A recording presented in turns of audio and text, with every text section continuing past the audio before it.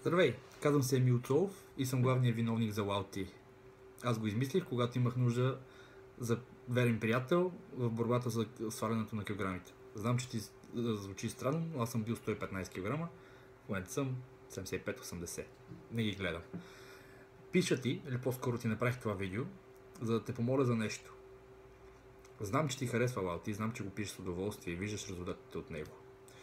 Искам да направиш подобно видео, в което да обясниш защо WowT е толкова важен за теб и за какво ти помага.